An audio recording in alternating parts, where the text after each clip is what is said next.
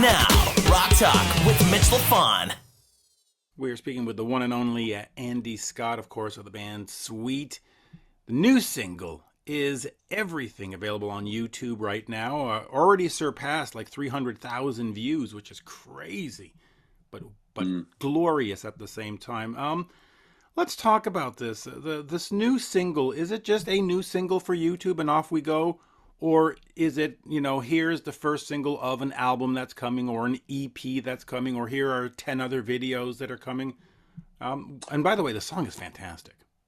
Yeah, okay. Well, thanks for that. A certain British DJ has basically said it's kind of where Journey and Foreigner meet, only with big balls. I like that. Yeah, I like that. And I thought, well, I'll take that. And then, the song was written about 20 years ago. We had an album out over in Europe called Sweet Life. And it was at a time when, we were between labels. Sony were only releasing compilations, and we released it through a small label. It did all right in Europe, and nobody picked up on this particular song. And I was definitely expecting somebody to go, "That is a hit," So it was always in the back of my mind. And because we have a tour of the UK coming up, we started to throw a few ideas in as to which songs we could do, from the past, right. To kind of appease the fans. And there were a couple of givens that we were going to do, and then I just said to the singer, "Get your chops, Paul, get your chops around this." And when he started to sing Everything, I just kind of said, "Well, let's stop this rehearsal. Let's get the tape running," and that's how it came together, And I agree. 300,000 in 3 weeks is a lot of views, and I think that there's quite a few out there who kind of agree with what we've just been saying, and I really hope that it's a build. It gets picked up. It's very difficult in this world. I'm not very, should we say, computer modern, or my thoughts. Computer savvy. Yeah. I understand how things can be manipulated today, because where there's a computer involved, there's skullduggery sometimes. I come from an era where you sold your records, you got a gold disc to hang on your wall if you sold enough, and you appeared in some charts. It's not like that anymore. I just don't understand how the charts are compiled completely and utterly, and nobody can tell me. That's the other thing. Nobody can actually tell me. Yeah, there seems to be no magic formula. It just seems to be a random thing. But okay, hold on. Let me ask you about skullduggery, and I mean this in a very polite sense. But at the beginning of Sweet, Mike Chapman and Nicky had other people sort of record the parts. You used studio musicians, and the band sort of just sang on the songs. Talk to me about that. Sort of having sort of ghost musicians come in and do the stuff, and then the band went, Mike and Nicky went, "You know what? Andy and the boys actually play better than these studio guys. Let's just start using them." Talk to me about that, because I don't understand how they were doing that, or why. I mean, were they sort of recreating the British Monkeys? I mean, everybody thinks it was manufactured, but Sweet had been there. There you go. He's we've got a dog in it. That's okay. I got mine here. We'll deal with it. But yeah, talk to me about that, because it's interesting. And he's Phil Wainman is the catalyst, not Nicky Chin and Mike Chapman. Okay. Phil Wainman was the record producer. Okay.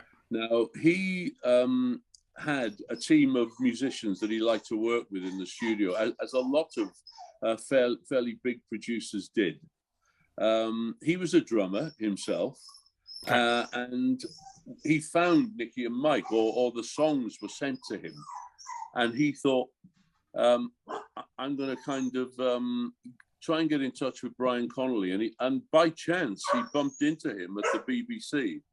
I'm going to have to let him out of the door. Yeah, Just give me a I'll, second. I'll, I'll I'll fill in the space. We're taking a short break here because Andy has a new puppy that is taking up a lot of space. And those of you who have listened or watched know that every so often my dog jumps up on the lap and makes the same kind of noise.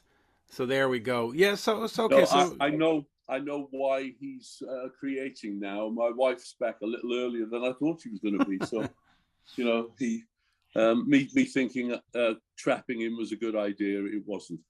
Anyway, look, Phil Wayman was the main guy, and he found Nicky and Mike. They had some good songs, or very good pop songs.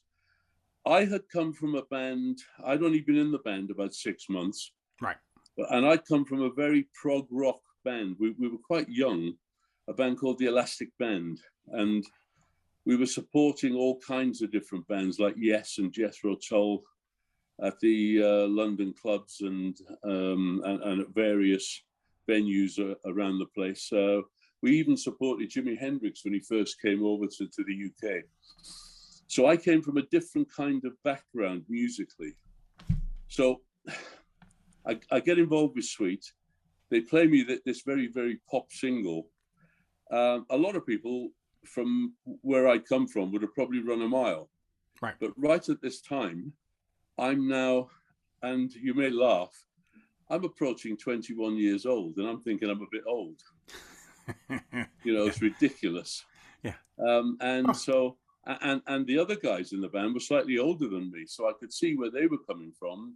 Here was an opportunity with a song that was as infectious as those bubblegum kind of pop hits that were coming out of America. Even 10cc had recorded these very commercial pop hits and released them under an assumed name. Yeah. So it's just the way records were made back then. We weren't exactly happy about it. But then we were allowed the B-sides. That's where we had like 3 hours to make a B-side and finish it and mix it. So that's where our songwriting and performance came from. And I thought in those early days, we sounded like Deep Purple on the B-side, and on the A-side, we sounded like the Monkees. As you say, the Monkees. So, it's...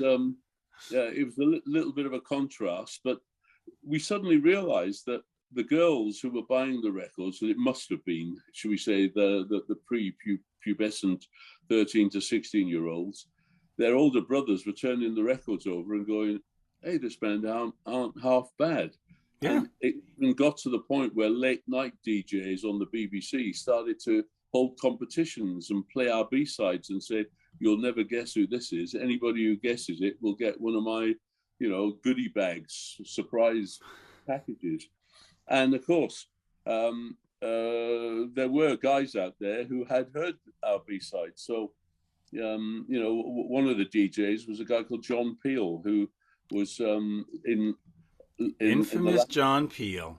Yeah, in the latter part of the 70s, he became the champion of the punk movement. So, it's a very it's a very unusual story. And you're absolutely right. It was Mike Chapman who basically started to champion.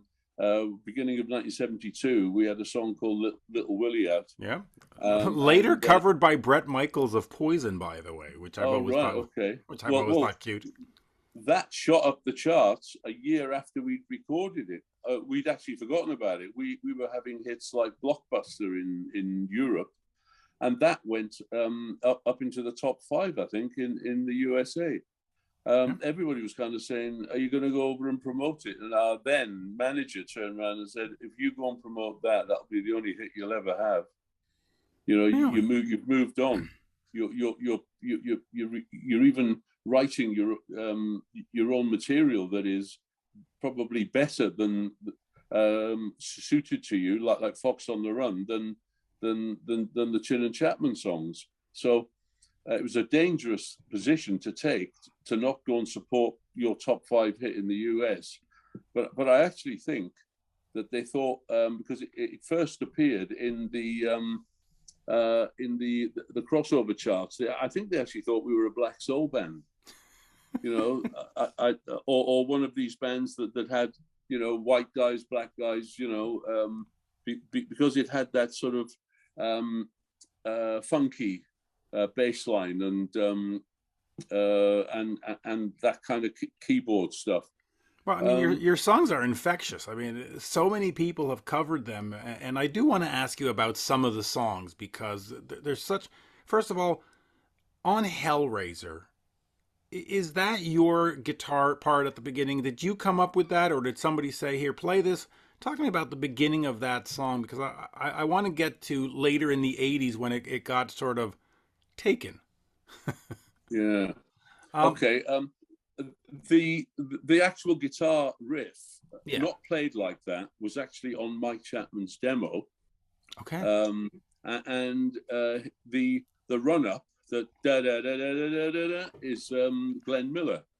You know, in the mood. You know that da da da da da da da. So it's notes. There's only 12 in an octave, 12 notes. Right. There's only so much you can do with these things. And when I first heard that guitar riff and that, I was like on the floor laughing, but then I realized I couldn't get it out of my head. Right. You know, and all I wanted to do was put my stamp on it. And the one thing I can do is that palming whilst using the plectrum almost as if it's like a hammer, right, to get that sort of harmonic, you know, metallic feel, you know. Yeah, it's such a memorable riff. Now, so you're saying that the beginning of Hellraiser is inspired by the Glenn Miller band, like the big band? Well, sort of. The actual run up. Really, because that makes the story kind of even funnier. Because, you know, listen, Mötley Crüe obviously does Kickstart My Heart, and everybody goes, wow, it's the greatest song ever. And then people go, or at least people in the UK go, hey, shh, it's Sweet's Hellraiser. And they go, no, it's not. It's Mötley Crüe, dude. Yeah. When you heard that, were you like, oh, okay, great? And did you get residuals? No, there is a funny story. Yeah, we used to open our set with a film of a woman removing her clothes to the tune of the David Rose, the stripper, the old and the band Europe took me. I was in Sweden producing another band. I was in the studio, and they came to have a listen, and then they said, "Oh, Saturday night, you're coming with us to the Globe, new ice hockey arena." Yeah. I went, "Oh," he said, "Mötley Crüe are in town." I said, I heard that they were in town, but I said, they kind of blew me off a bit when I was in London. You know, I went backstage because somebody had said, "Oh yeah, they're going to want to talk to you." And when I got there, there's the usual. They're surrounded by the usual gatekeepers, gorillas who don't let you through. So I basically gave one of the gorillas a little expletive and basically said, they know where I am if they want to contact me. Well, they obviously didn't. Anyway, I went to this venue and they were laughing because one of the guys had seen them the night before in Gothenburg at the other ice hockey rink. And he actually said to me, he said, Skid Row were actually better than Mötley Crüe that night. When Skid Row came on, most nights they did well. They had half the PA and half the lights, and they weren't as good as they were the first night. Obviously, somebody had said they're not going to sound better than us. You know, that kind of syndrome. Mm-hmm. Which leads me to believe that means you're a bit insecure if you won't let your support band do the best that they can, because it all helps the show for me, you know. I mean, remember on some of our tours we had bands like Cheap Trick opening for us, you know. Yeah. Now that is something, you know. That'll give you a run for your money. It's hard to blow Cheap Trick off the stage. They are just dynamite. Yeah, exactly. So I'm now sitting waiting for Mötley Crüe to start, and the stripper music starts, and I go, oh, and then there's these graphics on film, And you go, and oh. then they start the song, "Kickstart My Heart," and it's the way we used to start our set with Hellraiser, you know, from the stripper, and it is almost the same guitar riff, and the guys from Europe are falling about laughing at my face, you know, going, what? Have I just stepped back into a portal here and gone back 10 years, you know? That is hilarious. It turns out that next year when they go out on their stadium tour, they're calling themselves The Sweet, just for the fun of it. But talk to me about that, because you've had a lot of these big songs: Fox on the Run, Ballroom Blitz, Action, Little Willie. You know, it goes on and on and on and on and on, and yet it seems that most of the versions are known for being done by other bands.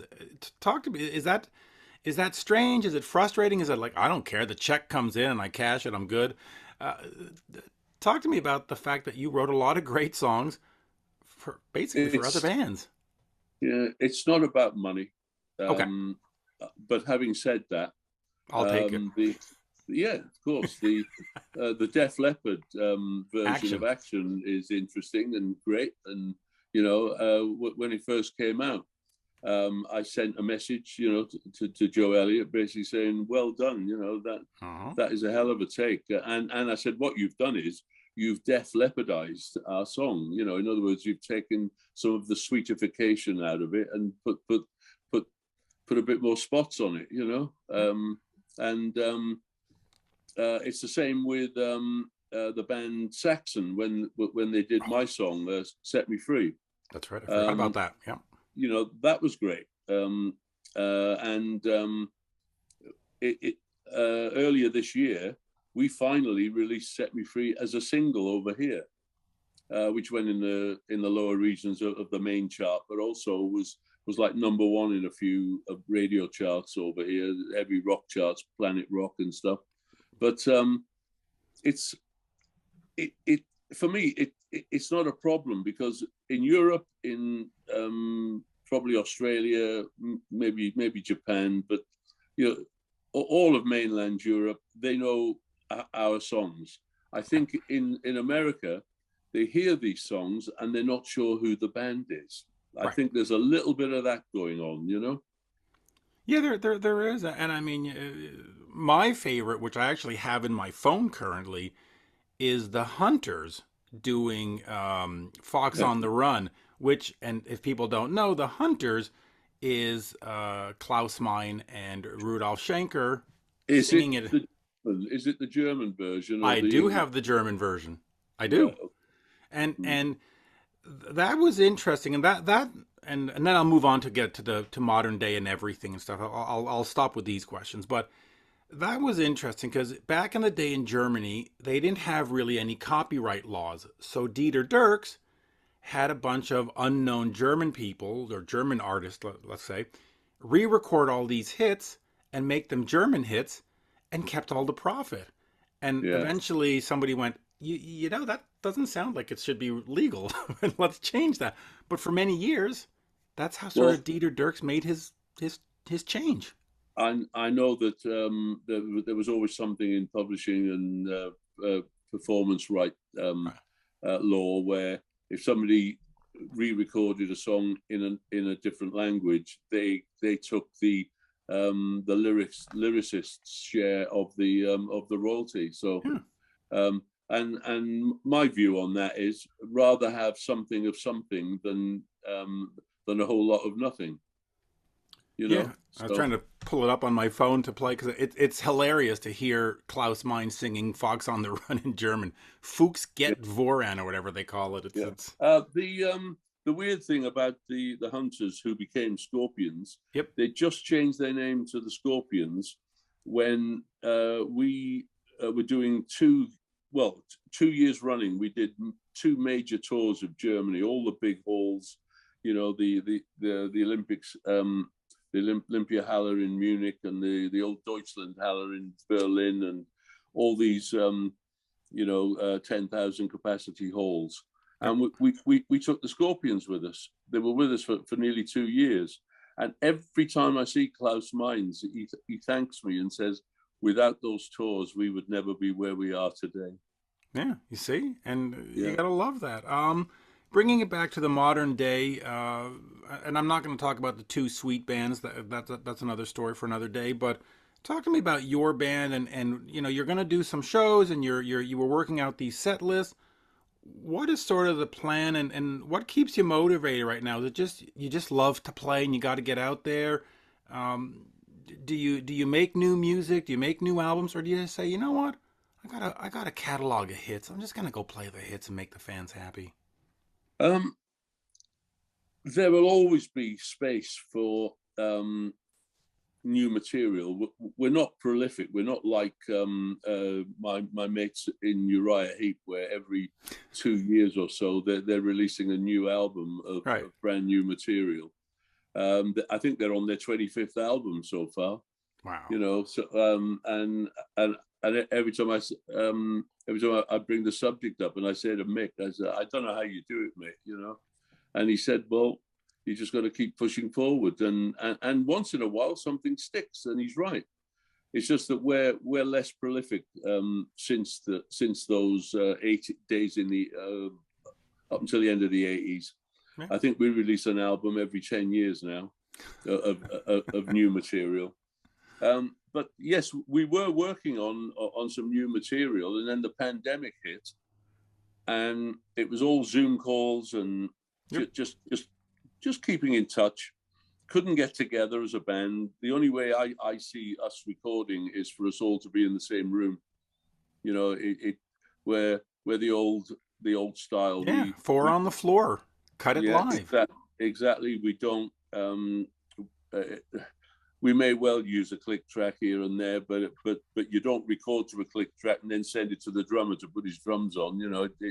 It's all in there, all playing. And if you start listening to the individual tracks of the backtrack, you will always hear a bit of guitar on the drum spill and a bit of drum maybe on the acoustic, if I'm using an acoustic guitar, because it's a take. It's not it's a performance. It's not just. Well, it's a vibe. Yeah, you need it's a vibe. Exactly. It's not just recording, because if it was, I could play everything and put a sweet album out from here, but that really isn't the way to work. We still ended up doing some of the vocals remotely because it was easier than getting people to come down to my studio in the car, and they've all got their own little home studio things, right? And that was we ended up re-recording a lot of the stuff that we do live because it was the quickest and it gave us something to do. And when I realized that the majority of the songs were on the Desolation Boulevard album, I came up with the title Isolation Boulevard. Yeah, I saw that. That's great.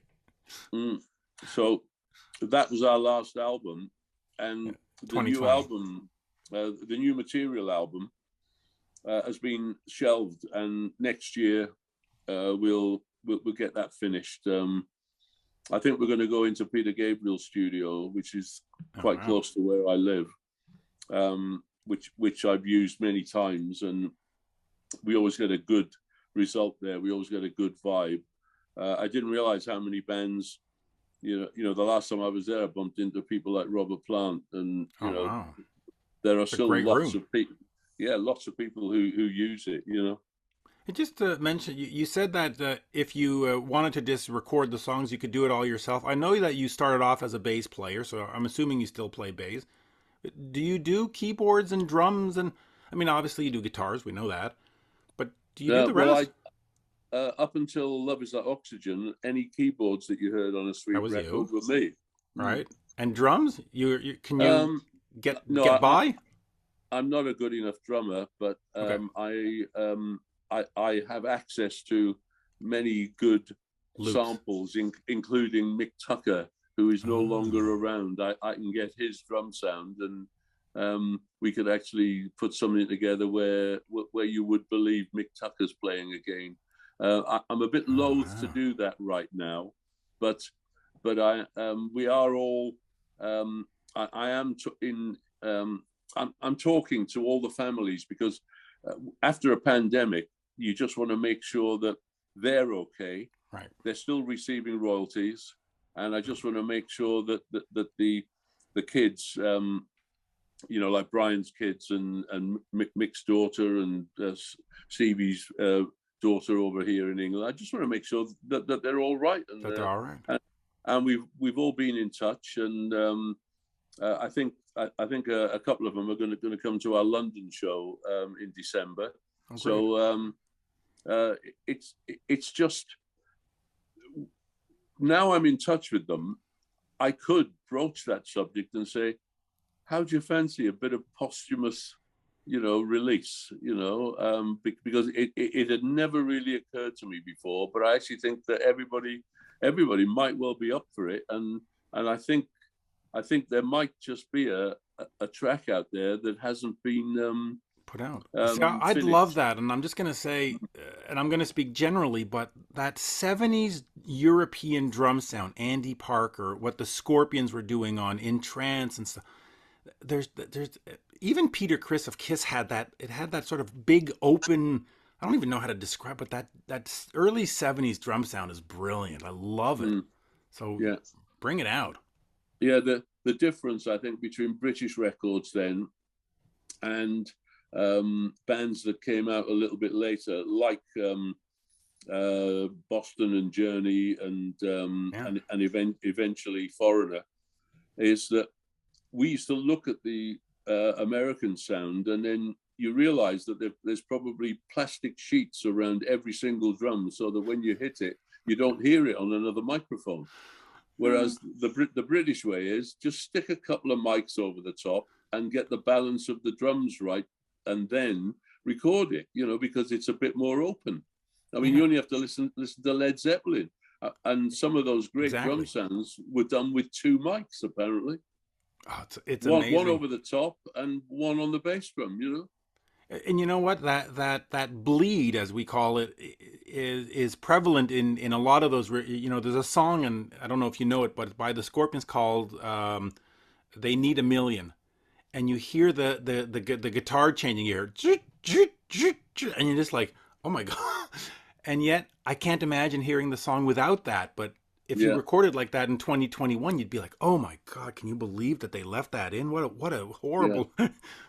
But it's so perfect.